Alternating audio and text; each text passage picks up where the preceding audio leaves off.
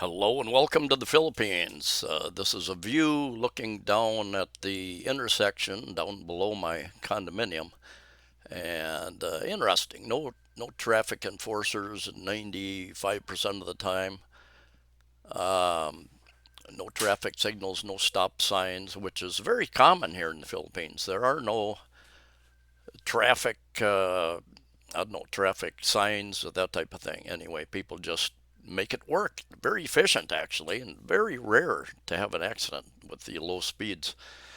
Sometimes it can get much busier than this, and I've driven my motorbike, and it's like wow, trying to trying to weave your way through this maze. But it works once you get comfortable with doing it. It's not so bad. But the initial thought is like, wow, don't want to do that. Don't want to get involved in that. Anyway, today, well, I'm doing this as a Sunday here in the Philippines, and I've got a very busy day. I've got a lot of maintenance type things to do, and I'm just gonna put this up. And if somebody wants to watch it, watch the traffic, the people walking. This is from about 20 floors up, and I'm zoomed in with my Canon SX70 Super Zoom, and actually my SX60, my previous version, actually worked better than this. But anyway, I'm going to put it up.